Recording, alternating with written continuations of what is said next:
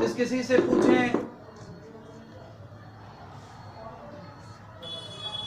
कहीं ना कहीं कुछ तो है जिसकी वजह से प्रश्न आता है। लेकिन मैं पहले ही कह चुका हूं कि जब प्रश्न जन्म लेता है तो उसका उत्तर भी पहले से ही अपना जन्म ले चुका होता है। इस विषय पर अभी हम और आगे बात करेंगे। अगले वक्ता के रूप में मैं आमंत्रित कर रहा हूं वही पुराना जाना पहचाना आपके बीच आज एक नया नाम, जिसको कि आप खुद कह सकते हैं कि एक जो नया नाम आया है उसका रहस्य क्या है। उस रहस्य को कुछ ही क्षणों में आपके सामने व्यक्त किया जाएगा। मैं अवकाश प्राप्त सैन्य अधिकारी जो कर्नल की रैंक से रिटायर हुए हैं, उपाध्यक्ष ब्रज संस्कृति केंद्र मथुरा और पूर्व उपाध्यक्ष श्री काव्य कला परिषद आगरा, पूर्व उपाध्यक्ष भगत संगीत काव्य कला परिषद आगरा डिजिटल मैन को आमंत्रित करता हूं कि कृपया वो आज की इस अखिल भारतीय संगोष्ठी पर अपने विचार प्रस्तुत कर मंथन करने के लिए हम सभी को मजबूर कर दें कि आखिर ऐसा क्यों, क्या और कहां है।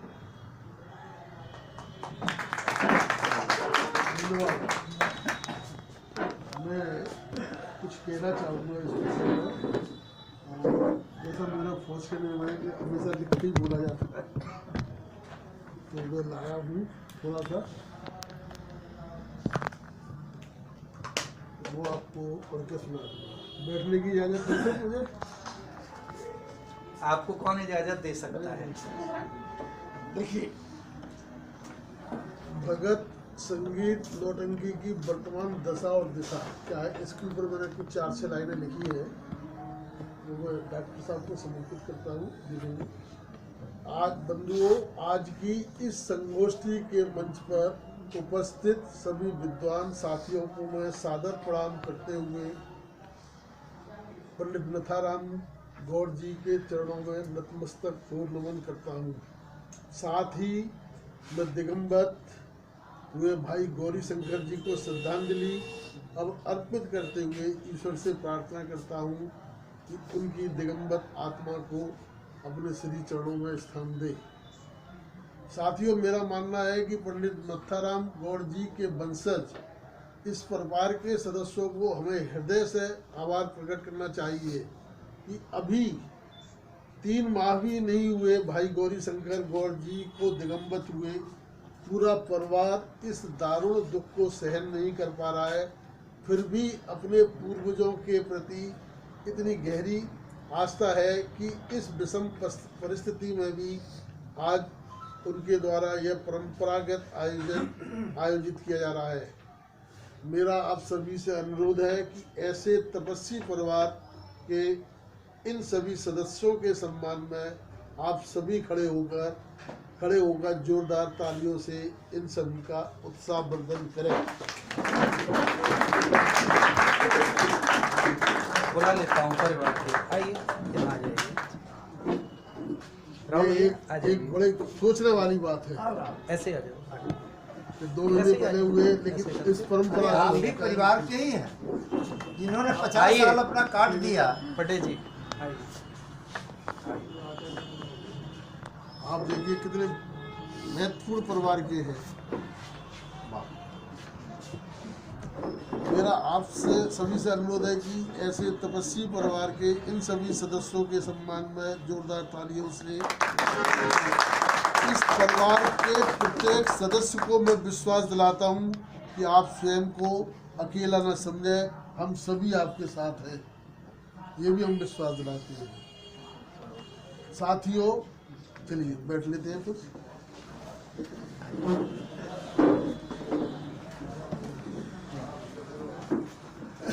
आज की इस संगोष्ठी का विषय बेहद उपयोगी और चिंतनीय है। क्योंकि भगत संगीत नौटंकी आज विलुप्तीकरण के कगार पर है। हालांकि उत्तरी भारत के लोक रंगमंचों में स्वांग नौटंकी भगत के नाम से प्रचलित लोक नाट्य परंपरा, जैसा कि यदुवंशी साहब जिक्र कर रहे थे, सर्वाधिक लोकप्रिय है, जो रात्रि को प्राय 9-10 बजे से आरंभ होकर प्रातःकाल दिन निकलने तक अविरल चलती रहती है और सभी वर्ग के हजारों नर नारी आज भी इसमें अपना मनोरंजन करते हैं। यह विधा अत्यंत प्राचीन है और प्राचीन भारतीय नाटकों में इस परंपरा के स्रोत हमें अवश्य मिल जाते हैं, जिसमें अनुप्रमाणित होकर यह लोक मंच विकसित होगा। भारत के नाट्य शास्त्र में सट्टक को नाटक का एक भेद माना गया है। सट्टक आप तो जानते होंगे, माना गया है। महाकवि जयशंकर प्रसाद जी और डॉक्टर हजारी प्रसाद द्विवेदी आदि विद्वानों ने इसकी प्रामाणिकता सिद्ध की है। आजकल नौटंकी उत्तर प्रदेश का एक प्रमुख लोक नाट्य है और ब्रज क्षेत्र का यह नगर हाथरस तथा बाद में कानपुर क्षेत्र इसके प्रधान केंद्र रहे हैं। वास्तव में इन दोनों नगरों से ही नौटंकी के स्कूलों का विकास हुआ, इस जिनमें मूलतः सेमेट होते हुए भी भिन्नता है। फरुखाबाद, प्रयागराज और बनारस में भी नौटंकी का अपना जमाव है। जैसा कि मैंने आपसे सवाल किए थे सर, तभी मैंने लिखा है इसको। आपसे सवाल किए थे सर? जी हाँ। परंतु वह कानपुर के स्कूल के ही अंतर्गत है, क्योंकि उनकी सब परंपराएं कानपुर जैसी ही है। हाथरस ब्रज शैली की प्राचीन भगत परंपरा का ही स्वरूप है। हाथरस की जो शैली है वो भगत परंपरा का स्वरूप है, ये भी मैंने कहीं देखा था। संगीत के नाम भगत परंपरा के स्वरूप है और संगीत के नाम से जाना जाता रहा है, किंतु नौटंकी नाम प्रचलित होने के कारण इसे भी सामान्य जनमानस द्वारा नौटंकी कहा जाने लगा है। एक्चुअली जो हाथरस में जो होता है वो भगत है, लेकिन नौटंकी नाम से जानने की वजह से नौटंकी कहने लगे, क्योंकि नौटंकी स्वयं में एक सशक्त लोक नाट्य शैली होते हुए भी मुहावरा बनकर रह गई है। कुछ स्वार्थी तत्वों ने इसके मूल स्वरूप को भारी क्षति पहुंचाई है। नौटंकी के वास्तविक स्वरूप को समझने के लिए पहले भगत संगीत को समझना जरूरी है। भगत संगीत क्या है? भगत, जैसा कि इसके नाम से स्पष्ट है, भक्ति प्रधान मंच था और उसका उदय काल 7वीं शताब्दी में ब्रज के मंदिरों में माना गया है। आईने अकबरी के अनुसार भगत कीर्तन के समान ही एक अच्छा संगीत है, परंतु उसमें विभिन्न प्रकार की वेशभूषा पहनकर लोक नाट्य स्वांग का प्रदर्शन किया जाता है। मध्यकाल में भगत का यह मंच बेहद सशक्त रहा। मध्यकाल में राजा महाराजा थे और युग से आज तक जीवित और जागृत चला रहा है। मथुरा, वृंदावन और आगरा इस मंच के गढ़ रहे हैं, परंतु क्योंकि भगत का मंच व्यवसायिक नहीं है, भगत का मंच कभी व्यवसायिक नहीं होता है, अतः इसके प्रदर्शन केवल उन नगरों में ही सीमित है जहां इसमें अखाड़े विद्यमान है। ठीक है सर? जहां उस्ताद और खलीफा की गुरु शिष्य परंपरा प्रचलित है और वही उसके तत्वावधान में ये अखाड़े प्रतिद्वंदिता के चलते भगत का आयोजन करते रहते हैं। एक दूसरे को फटका दे देना तो वो भगत उस हिसाब से होती है, जिन्हें हजारों की संख्या में लगातार रात भर जागकर देखने वाले दर्शक आज भी विद्यमान है। भगत में केवल अखाड़े के शिष्य ही अभिनेता का कार्य कर सकते हैं, परंतु अब क्या डिफरेंस है परंतु नौटंकी में कोई भी कलाकार वेतन लेकर कहीं भी काम कर सकता है। भगत के अखाड़ों में वर्तमान में अब अच्छे गायकों की कमी है। भगत में भी प्रॉब्लम हो रही है, वहाँ भी गायक नहीं है। इस संख्या भी उंगलियों पर ही गिनने लायक रह गई है। भगत के आरंभ में देवी की ज्योति का थापा रखने और भगवती को मनाने की परंपरा है। ये this is very important point. तथा भगत के आरंभ में पहले गणेश नाचते हैं और अखाड़ों के उस्ताद मंच पर उनका पूजन करते हैं।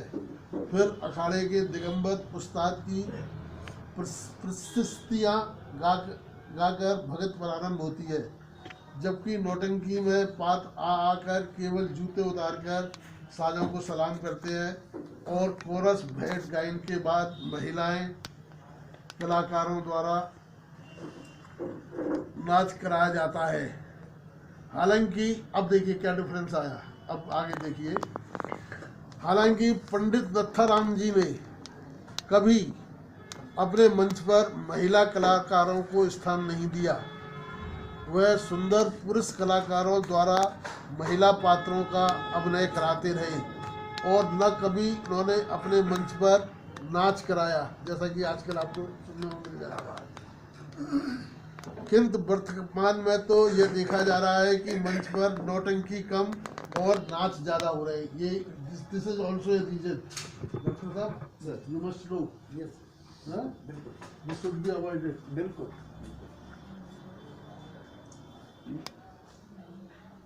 एक बात और, भगत में नौटंकी की भांति तुर्की टोपी लगाए किसी विदूषक के जाने की कोई आवश्यकता नहीं है। हाँ, मथुरा व वृंदावन के अखाड़ों में तो आगे पीछे दोनों ओर से सोने मोती जवाहरातों से सजाने की परंपरा है। उसमें अखाड़े के व्यक्ति स्त्री पात्रों को सजाने के बहाने समाज में अपना वैभव का पूरा प्रदर्शन करते हैं। ये परंपरा मथुरा आगरा में है। ओरिजिनल जेवर से भगत के मंच में दिखाते हैं, तो वो अपनी वो दिखाते हैं कि हम वर्ड दिया वैभव दिखाते हैं।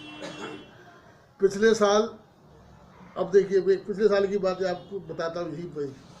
पिछले साल आपने इसी जगह पर डॉक्टर खेमचंद यदुवंशी, ये भी भगतबाज हैं। अच्छा। हाँ,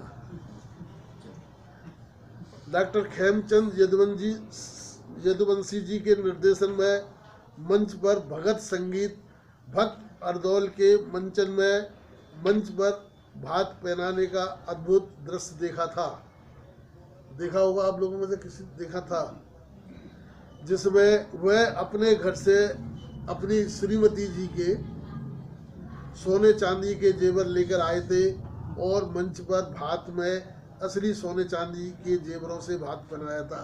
ये है भगत की परंपरा, जिसको डॉक्टर बताया।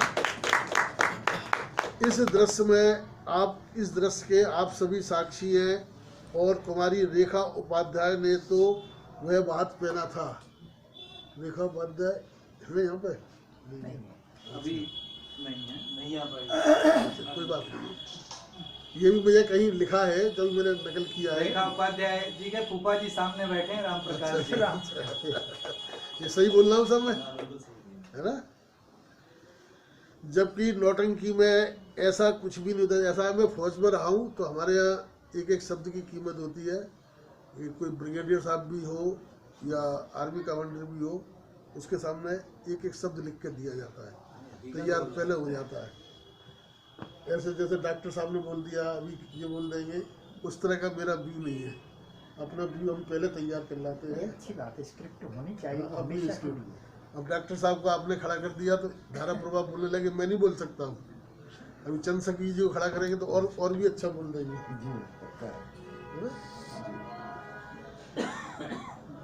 और हमें बोलना होता है तो हम पहले से अपना वर्जन तैयार करते हैं कि हमें क्या बोलना है। जबकि नौटंकी में ऐसा कुछ भी नहीं है। आज भी भगत के कलाकारों को सोने चांदी के आभूषणों से सजाने वाले धनाढ़ लोगों के लठैत दोनों ओर नंगी तलवार और बंदूक लिए उस कलाकार को सुरक्षित मंच तक ले जाते हैं। ये परंपरा आज भी कायम है। तो यदुवंशी साहब, मैं गलत तो नहीं बोल रहा हूँ? अच्छा, किंतु कुछ ही अखाड़े तक सीमित होकर रह गई है ये, विशेष तौर से मथुरा में है। भगत और नौटंकी में यद्यपि, अब देखिए भगत और नौटंकी में क्या है, भगत और नौटंकी में यद्यपि कथानक एक से ही होते हैं, परंतु आजकल अखाड़ों में जो स्वांग लिखे जा रहे हैं उनमें प्राय धार्मिकता की ओर रुझान अधिक रहता है तथा अश्लीलता से बचाव की भावना रहती है, जबकि नौटंकी के मंच पर आयोजकों और मंडली मालिकों द्वारा नंगा नाच कराया जा रहा है, हाफ ड्रेस। मेरी बात को शायद अच्छा नहीं लग रहा होगा। मंच पर विदूषक और महिला नर्तकियों का वर्चस्व बेहद बढ़ गया है। कथानक में भी श्रृंगार और अश्लीलता पर कुछ अधिक जोर रहता है। These are all the reasons जो आप मंथन कर रहे हैं ना सर, ये सब रीजन है वो। बिल्कुल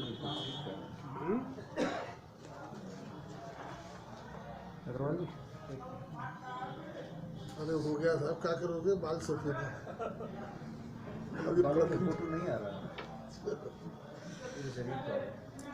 महाकवि प्रसाद जी का कहना है कि नौटंकी शुद्ध नाटकों का अपभ्रंश है। नौटंकी किसे कहते हैं? एक्चुअली अच्छे अच्छे नाटक थे, उनको शॉर्ट में बोलेंगे नौटंकी नौटंकी नौटंकी। एक्चुअली दीज वर ऑल नाटक, ड्रामा, अपभ्रंश है। उन्होंने लिखा है कि मेरा निश्चित विचार है कि भांडों की परिहास की अधिकता संस्कृत भांड, मुकुंदानंद, रस सदन आदि की परंपरा है। ये डॉक्टर साहब आप अच्छी तरह समझ जाएंगे। जिसमें नाटक की अधिकता प्राचीन राग काव्य अथवा गीत नाट की स्मृतियां हैं।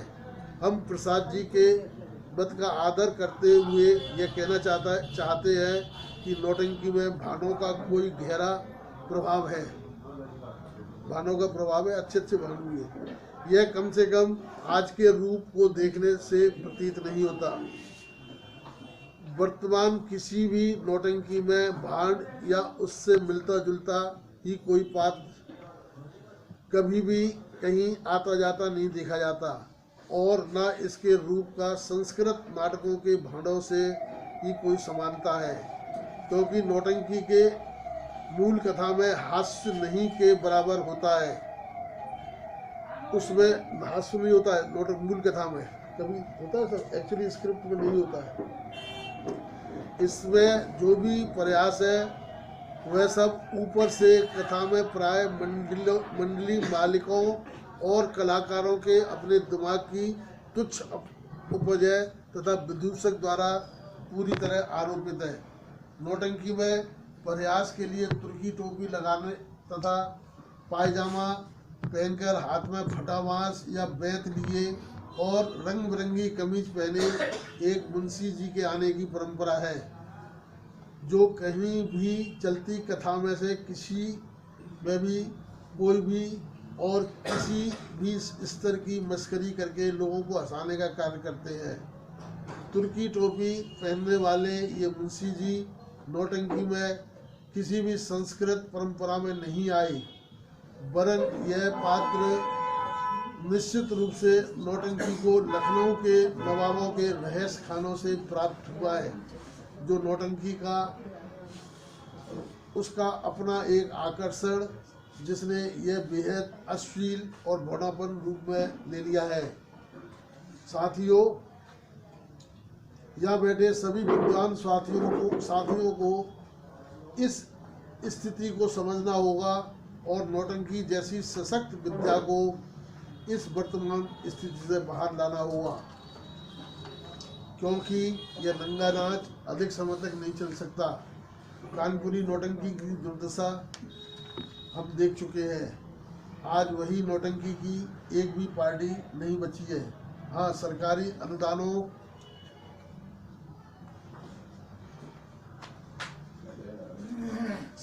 अनुदानों को लेने के लिए अनेक पार्टी हैं, जो सरकारी अनुदान के लिए बरसाती मेढक की भांति बाहर निकलती है और सरकारी अनुदान को हजम करके पुनः अनुदान के लिए लायलित रहती है।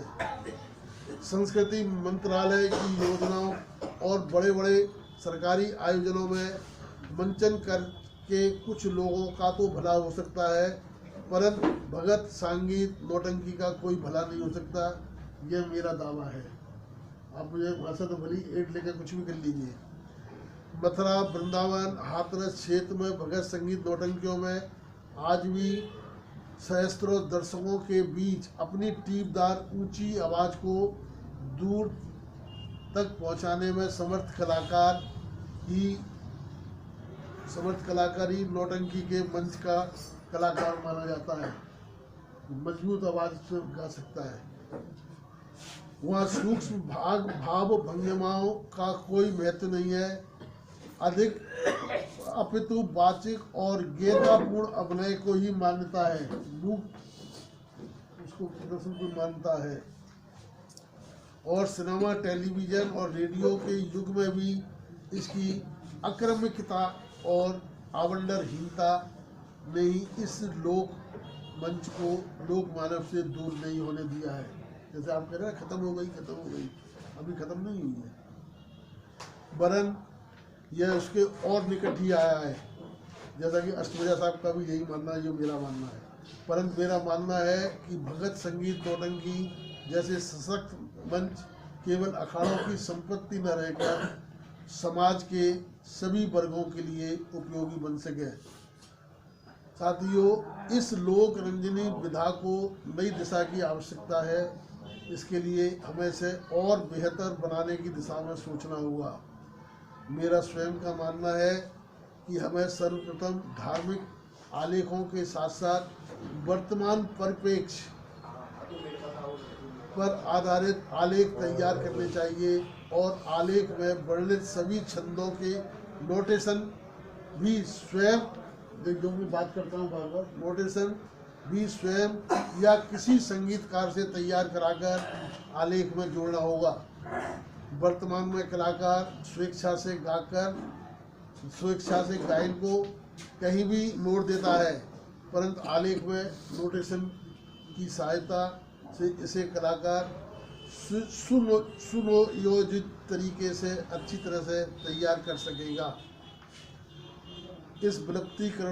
इसे विलुप्तीकरण से बचाकर आज संरक्षित करने व जन जन तक पहुंचाने की बहुत आवश्यकता है। धन्यवाद।